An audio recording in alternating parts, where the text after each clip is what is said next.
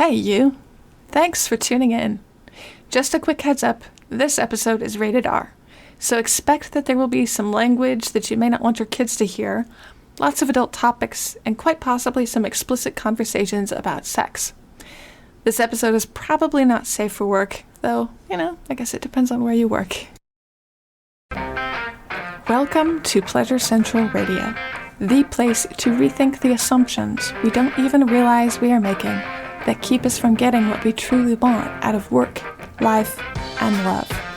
Here is your sneak peek into an authentic, pleasure-focused conversation.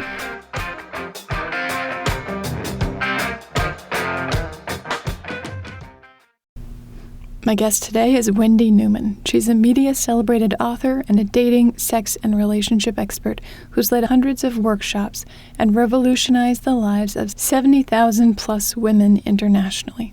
She guides women to understand men, dating, sex, and partnership of all kinds. She celebrates those emboldened to live their truth and is an advocate for LGBTQ rights, open relationships, and alternative lifestyles. Committed to communication and to people being heard and understood, Wendy pursued her higher education at Vista College in Berkeley with a certificate in American Sign Language and Deaf Culture Studies. You can find Wendy's articles, features, interviews, and expert advice on wendyspeaks.com and through the following media outlets: Access Hollywood, The Wall Street Journal, U.S. News, Washington Post, Chicago Tribune, The Daily Telegraph, Australia, Meetic, France, Cosmopolitan, Glamour, Redbook, Self, Huffington Post, Men's Health, Men's Journal, Elle Canada, Honey Australia, Salon, Your Tango, Refinery 29, Ask Men, Thought Catalog, Brit & Co., She Knows, Bustle, and more.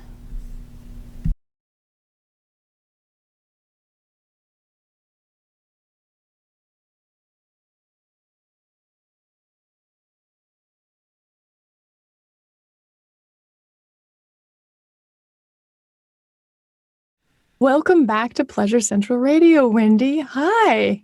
Hi. Thank you for having me back. It's my pleasure. It's been, 6 months, 8 months. It's been a long time. We've been COVIDing out. Yes, we have. We've been COVIDing out. COVIDing in, really. COVIDing inside. But things have started to open up here. I don't know about you. I'm assuming in San Francisco it's getting a lot better. Oh, it's getting so much better. We can dine, we can go places, we can walk on trails without a mask. Woo! That's lovely. Yeah, here too.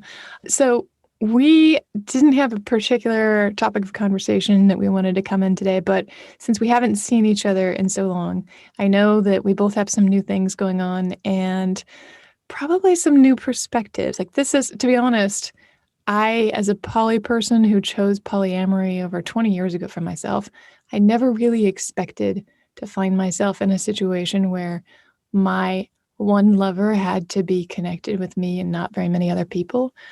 But with this whole COVID bubble thing, it created this artificial sense of needing my one lover or my two lovers to be connected to very few people. It was so weird. I don't know about you, but it was a very strange situation for me. COVID, the universal cock block, really put me in a tailspin too. And anyone who has extended family or is poly knows this was one of the biggest challenges of our lifetime, having to set our own boundaries, but to have to deal with every other person in our family or our polycule's boundaries. It's nuts. We all have a different experience and perception of what safety looks like. We all have different risk assessments. It's nuts because not only do we all have to align, but we never really did totally align because you can't get everyone to meet on one page. It was really hard. Yeah. It was. Yeah, I found that my social life ended up fracturing upon these lines of demarcation of this is the required safety protocol for this group of people, and this is the required safety protocol for this group of people. And so I found that the people that I would normally have been spending a lot more time with weren't available to me. They weren't. But I'm really happy that so many people who I know have started to stand up for their own boundaries and speak about what matters to them. I think that practice, being able to say that and say that out loud, is a helpful thing in the long run, no matter what. Yeah, and it's also interesting entering this new phase where we're still doing it. We're still looking at risk assessment.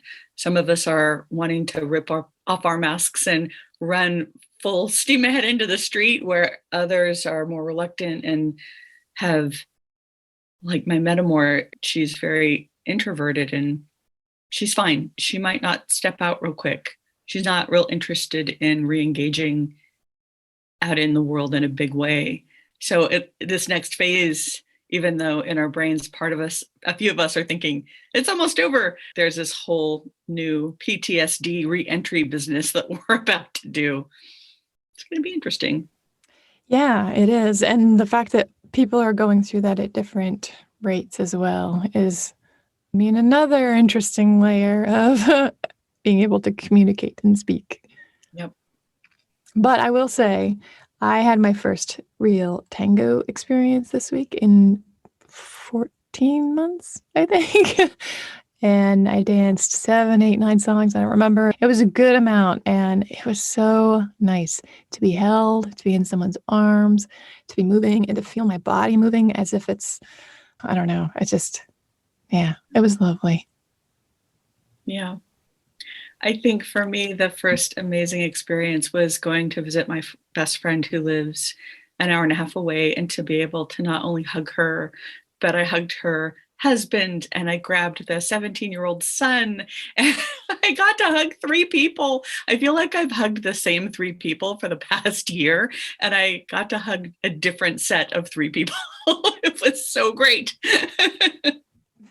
So I did see an email from you recently. You have a new program, and it sounds like it's similar to the original program where I met you. I don't know if you remember, but I first met you in LA at a PAX program. It was a 2-day workshop in a hotel ballroom, and being who I was at the time, it was 5 or 6 years ago, being a poly sex worker who has all kinds of interesting experience that's different from every other woman, I remember sitting in the back of that workshop and being really surprised that at the end of the 2 full days of you talking on stage, there was only maybe one thing that I heard you say that I was like, oh yeah, I don't agree with that. And it had to do with either the G-spot or orgasms or something. And I was like, okay, that's pretty good. If all of the other information that she's sharing about sex feels in alignment with what I know, I think this is worth sharing with other women. So I ended up hiring you to come and share with our local community for a weekend workshop, which was amazing fun too. Thank you. Yeah. Let's see. So your new program. So I'm leading a sex, love, and intimacy workshop in my own home with 15 women. And I have designed a 2-day workshop for August 28th and 29th. I've led it right up until the pandemic. I had been leading it all of last year and the year before. And I decided towards the end there that when I was getting these smaller groups in private residences in small halls, 12 to 15 women, we could just get so much more work done. And so right before the pandemic in February, I went to New York and led in a loft space that was just stunning. And having it be in someone's actual home made it an even more safe container. And then I went to DC and led it in someone's home there. And I just was so delighted that about once a month I was going to start leading this 2-day workshop with 15 women. And then the pandemic hit. Everything shut down. And this is going to be the first workshop that I'm going to be leading live again, which is going to be August 28th, 29th. And I decided to pick that date because I think it's far enough out that anyone who wanted to be vaccinated will be vaccinated, and hopefully we'll be feeling a little more comfortable in our bodies in a room together. And I have really high ceilings. That is really exciting. Yep. And are you limiting the size of this somehow? Yeah, 15. I'm just doing 15. Feel really nice and cozy. Yeah, I just started promoting it. I've sold 3 seats, so there's still plenty left, but I'm really excited to be gathering with women again. I don't know about you, but I miss the sisterhood. I miss the in-person connection and how we get to go places that we don't normally get to go in our day. Oh my God, so much. I miss that. I actually got to have a picnic last weekend with a small group of 8 women. And I don't think it was intentionally women. It was just we put it out and that was who showed up. But a few things struck me. One, I hadn't seen some of these people. I hadn't seen almost everyone in at least 8 months. I hadn't seen some of these people in over a year. And I realized I have been lacking in socializing, especially in group socializing. I couldn't remember how to do it. I kept feeling this urge to look at my phone and to go and do other things. And I'm like, wait, there's my friends sitting here. I could talk to them, but what am I going to say? It's like that whole social adaptation that I had developed when I moved from a tiny town into a big town had just withered away and left. So I don't know. It was very strange. We forgot how to. Yeah, forgot how to people. Yeah. It was weird. But we had a really nice time. It was really good to see people, good to get hugs. It was all outdoors and it was a beautiful day. Yeah, there's going to be more of that for sure. Yep, absolutely. So what are you up to right now? Well, what am I up to? I am trying to figure out how to say I'm sorry to a couple of people. I think that for me has been the biggest side effect of the pandemic is that my personality has changed and who I know myself to be has changed. And it's been so strange and surreal to watch myself have behaviors that I haven't had in years and then to try and find compassion for myself and figure out how to apologize to these people who don't expect me to behave like a 15-year-old. Yeah, it's really awkward and strange. But I've read some really interesting things about it recently. I've listened to some great podcasts about it. I think it's Brene Brown. She has a whole episode on how to apologize, how to say you're sorry. You're familiar with Brene Brown, right? Yeah, I love her. Yeah.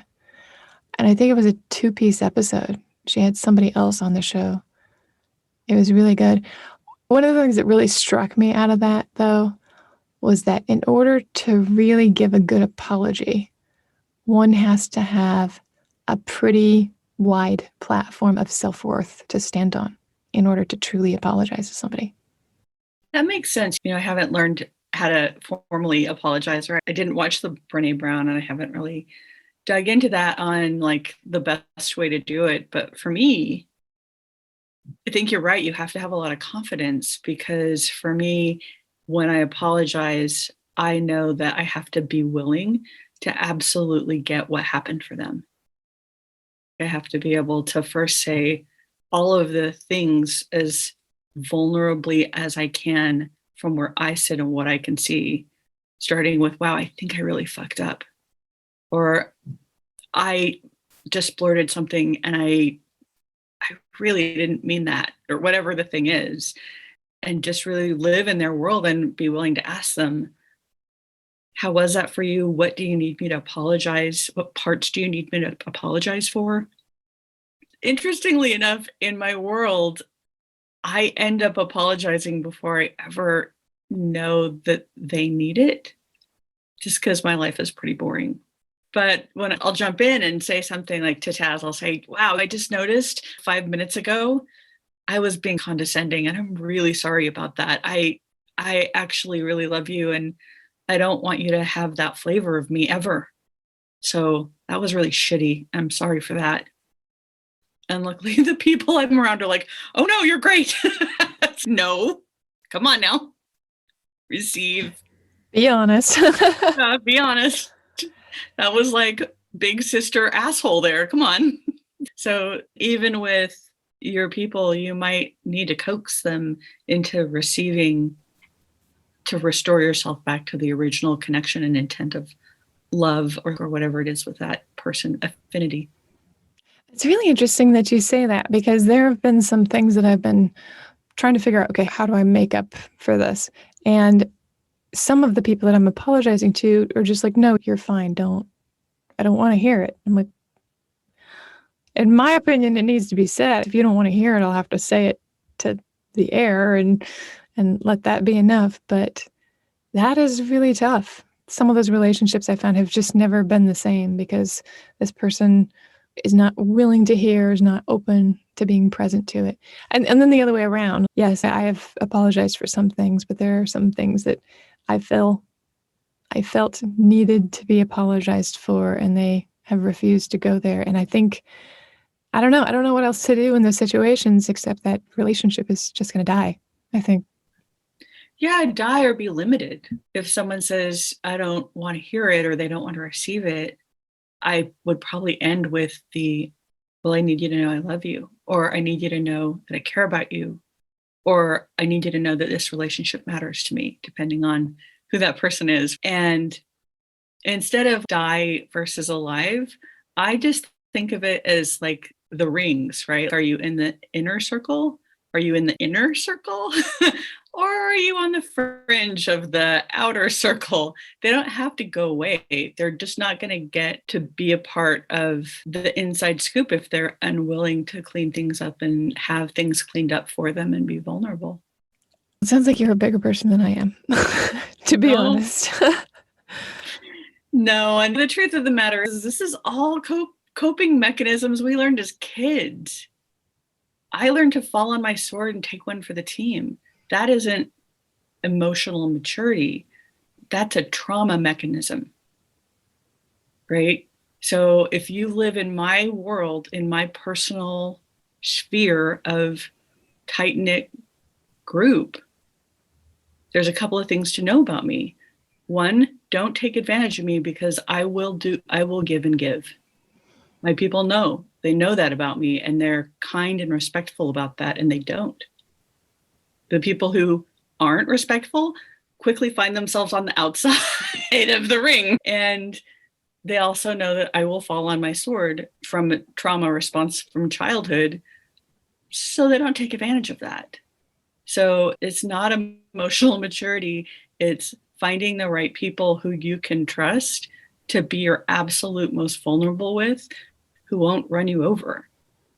And that's just my flavor. Your flavor is something different. You need, to have your people in your inner circle. You're going to find the people who won't take advantage of whatever things you get triggered by. Yeah, for me, it's abandonment. That's my big trigger. Yeah. I didn't realize how much until this year. Holy fuck. Yeah. Yeah. This is like a perfect storm of abandonment reenactment. Yep. Absolutely. I saw this really great movie recently, and I learned something about saying I'm sorry in this movie.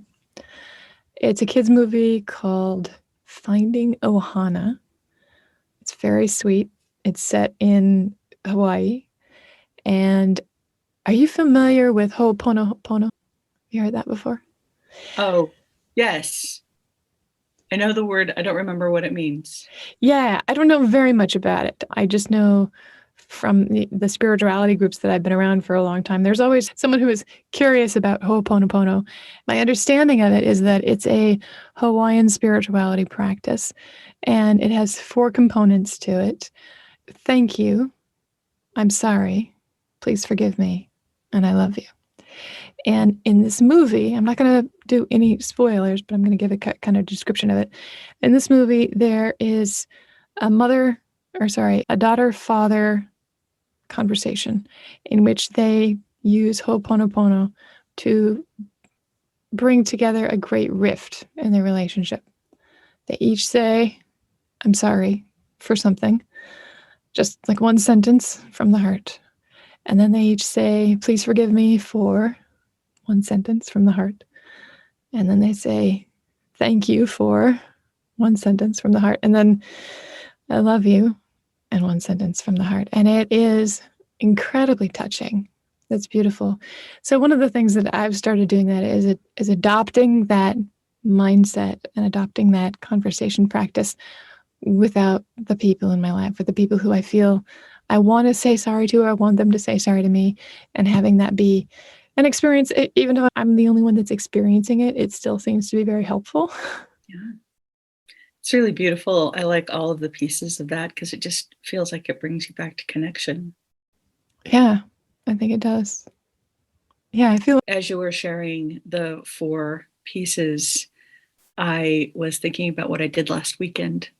And what I did last weekend was I flew home to see my family, like many people are doing, right? We haven't seen our humans for a year. And my mother's 70th birthday was last April at lockdown. And I and everyone else had planned to come celebrate her 70th with her in a really big way. And we couldn't. And that was pretty heartbreaking. And so for the whole year, I was like, oh, I can't wait to get home. I can't wait to see my mother. I can't wait to spend time with her. And then I did. And it was not. oh It would no. be, I remembered that I live 759 miles away from her on purpose. And as you're explaining the 4 pieces to say the word, what's the word practice, the spiritual practice called? Ho'oponopono. Yeah. Yes. While you were explaining that, I was thinking, oh, holy moly, to sit across from her and to do that, it would take us 40 years to untangle. And how many times would I have to apologize for something that really I shouldn't have to apologize for because it was a direct response from what she did.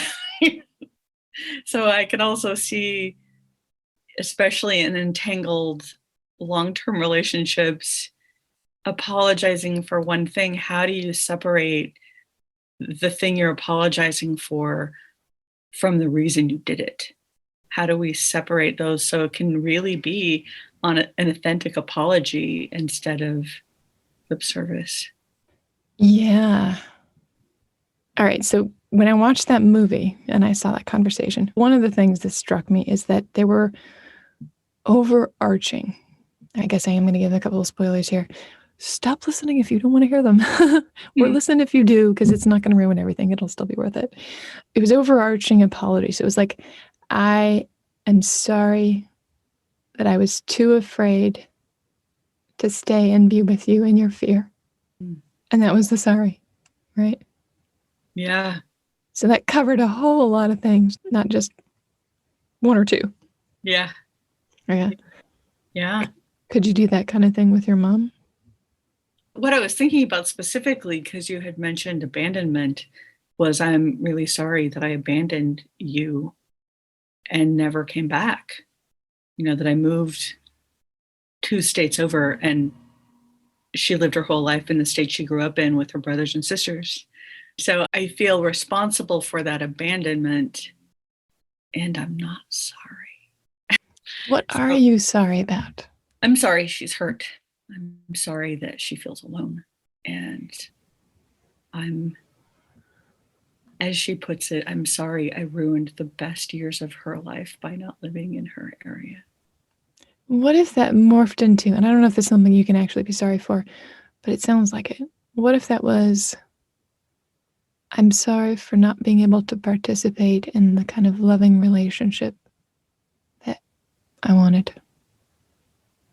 Yeah, that's a really good one. Because then it takes away some of the specifics. It's not, you did this, I did this. This was important because it was a response to something. It was just, you know. Or I'm sorry that we couldn't have been closer and more intimate with each other. But remember, it's about my part in it. I'm sorry. Yeah, I'm sorry that I withheld parts of my life from you. So we didn't have intimacy. Yeah. Do you still have a but at the end of that sentence? No. Okay. Not really. Yeah. And then the please forgive me. Oh. Yeah. Oh, there's that. Yeah. I tell you what, if you do one Ho'oponopono apology here in this episode, I'll do one. Okay. Let's see. So it would be, is there a please forgive me? Is that the end of the sentence? Or is it please forgive me for? Please forgive me for. Oh, yeah. I think. Yeah. So give me the starter again and I'll do it. Please forgive me. Yeah. Or you want the whole 4 things? The whole 4 things, yes. I'm sorry. Sorry, yeah. Please forgive me. Yeah. Thank you. Thank you. And I love you. And I love you. Okay, I can do Yeah. that. So to my mother, it would be, I'm sorry for taking myself away, both emotionally and physically, from your life. I'm sorry for that. We didn't get to have the relationship that many people hope for. Please forgive me for doing that. Please forgive me for all of the times that you felt a wall go up. All of the times where you were left out. Please forgive me for that. And thank you for being my mother. Thank you for bringing me into this earth when it was a super inconvenient time for you, age 17. Thank you for that. And thank you for everything you sacrificed your entire life for me. And I love you. That's beautiful. It's a fun practice. I'm glad you think that's fun. Most people don't usually think apologizing is fun, so you must be doing something right. It's interesting because you broke it down for us, you explained it, but until I actually did it, it sounded like a good idea. It's actually quite fun. Yeah, moving energy does have a pleasurable benefit. Yep. All right, you want to hear mine? Yeah, your turn. You witnessed my I'm sorry? Yeah. Okay. I'm sorry for preaching at you, for making it sound like you were supposed to do something just because I wanted you to do it. That's not how I want to live my life. That's not how I want to be in relationship either. Please forgive me for imposing my values and my desires on your experience. Thank you for being someone who was still open and willing to communicate and connect with me, and for sharing yourself so brightly. I love you for all of the little things that we share, and for the differences that we have, and for the joy you bring. You're right, that is fun. Damn. I know, right? Energy movement, energy shifting. It's great. Yes, it All of is. you listening, try it out at home. It's amazing. I'm sorry. Please forgive me. Thank you. I love you. And I'm not a Ho'oponopono expert, so I'm sure someone could come on and give me some corrections or some fine-tuning to this. And we've already shown, wow, this is an impactful practice for both of us. I'm glad you were willing to go there with me. Thank you, Wendy. You're welcome. One of my very favorite things to do is to do the thing live, right? To say the thing. I almost thought about having an element of my business have a button on my homepage that says say the thing. And then you could tell me what you need to communicate to someone. And then I would feed you back a very pithy, direct, frank, specific, either one-liner or 3 paragraphs. So this was great. Oh my gosh, that's fantastic. I love that. Yeah, say the thing. Say the thing, Wendy. Yeah. We'll have a say the thing button. A Wendy says the thing. Can be your next product idea. Yeah, because I got a million of them. Oh my God. Yeah. I really do feel different. There's a strange, beautiful sort of catharsis and energy flowing through me. So thank you so much for being willing to witness that. Yeah, and the really great thing is same back at you, because while my mother is not likely to listen to this, and if I say that to her or not, regardless, just saying it to you healed something. It moved energy. It starts to shift things around. It makes me think about noble healing.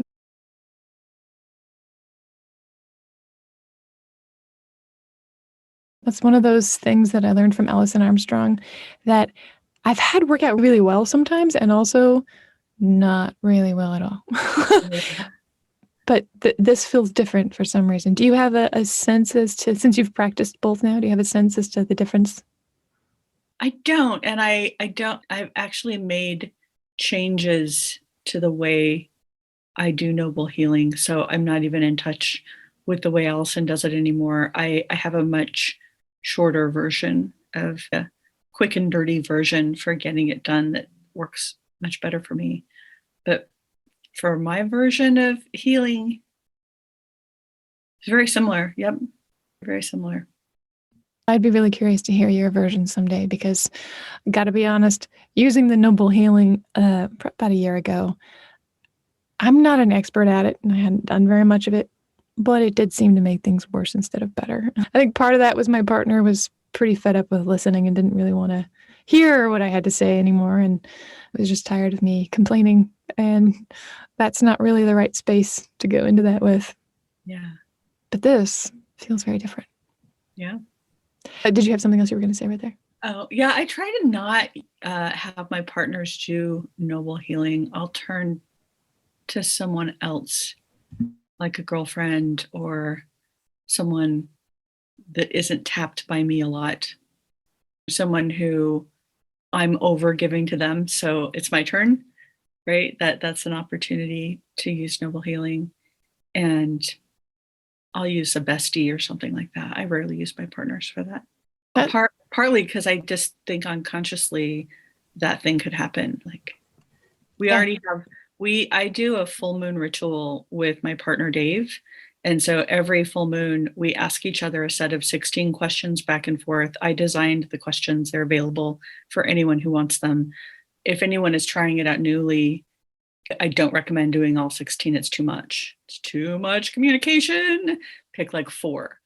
And I've noticed that after 8 years of being in partnership with him, that the next full moon we have, we're going to have to redesign it because they just don't apply. Like our relationship, because we do this light housekeeping every single month, things just aren't like in those questions, things don't ever apply anymore. Nope, not that one, not that one. Nope, I'm good with that one. So I think we'll probably end up with 5 or 6, maybe. Nice. Yeah. And I think because we have that every month, the check-in, we don't tend to do much of the other stuff during the rest of the month. Also because we worked everything out. There's not that much new coming in, especially with pandemic, not a lot new coming in. So yeah, there's that.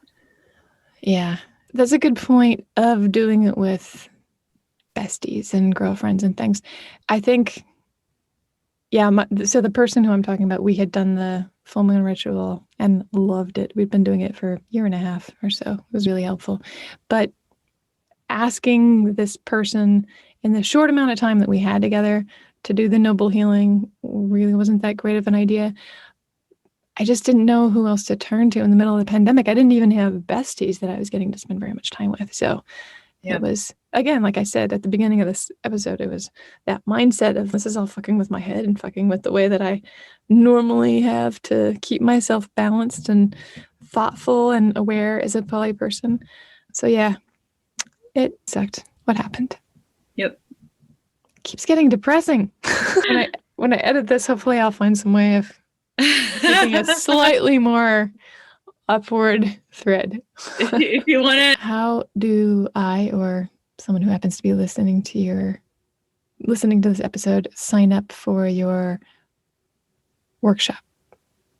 If they want to sign up for the workshop or grab my full moon ritual or do anything with me, I've got audio, video, articles, free stuff, workshops, got the whole 9 yards in there. Go to wendyspeaks.com. That's wendyspeaks.com. That's going to give you a different website. No, go to wendyspeaks.com. And the workshop is called Sex, Love, and Intimacy. It's only for women. It's on the homepage and it's also under workshops. Excellent. Thank you so much. I'm looking forward to what you decide to do next. Thank you. I'm looking forward to what I'm going to do next too, because right before the pandemic, I was getting paid to write for television. I was a part of I just had got a new gig under a nonprofit called How Women Lead. I was moving and grooving in the world. I was a workshop leader, and I was a part of an organization supporting women leaders, and I was writing for television, and then the pandemic hit. And in one moment, it turns out, while that seems like a very diverse set of things I was up to, they all had to do with travel. So all of them got wiped out, including the TV show I was writing for, because we were bringing the 15 people in from India. Nope. So it's interesting. This new space of, okay, the world is opening up, but the life that you were living right before we shut down is over. What's next it's really interesting. It's like standing on the edge of a cliff. Yeah. Jumping into the unknown as the wise and knowledgeable fool. Yeah. Did any of that change for you? Were you doing anything before the pandemic that got taken away or shut down?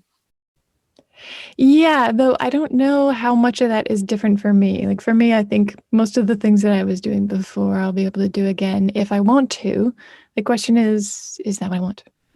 I had been making plans with people before the pandemic, and now those people aren't in my life anymore. So I don't know that I want to have the same plans.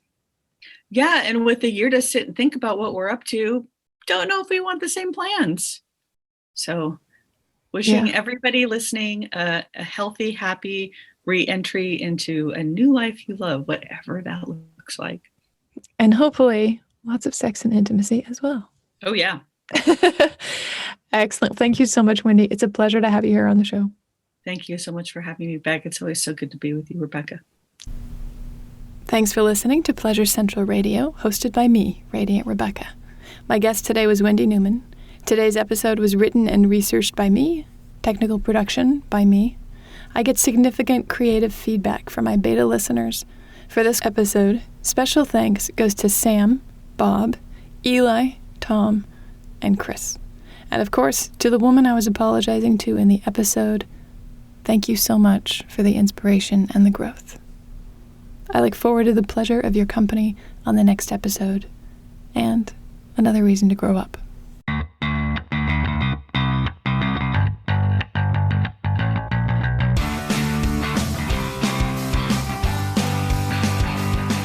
Hey, Pleasure Seeker.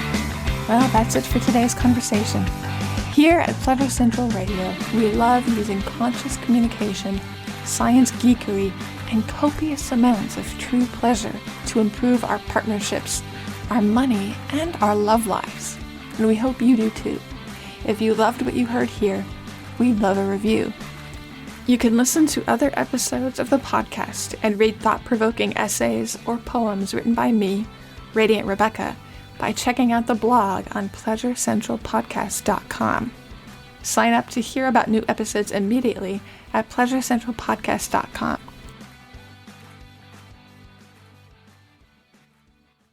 Women need to go, because when I was leading it and it was bigger, I had to be limited to my manual. But when there's only 15 women in the room, we get to go everywhere, Yeah. And I loved that. I got a piece of feedback once from a woman who said, I really am not, I have absolutely no interest in kink. It's not even that it's scary. I don't care about it. And the way in which you answered that woman's question and the way the discussion went, I just have so much more freedom, not only around that subculture, but around my own sexuality and feeling more free to try new things. And thank you for giving me that perspective in a completely different way I've never heard before. It's like, okay, here we go. So, the whole thing is just about setting women free, and we'll go all the places. And I think, I don't know what else to do in those situations except that relationship is just going to die, I think.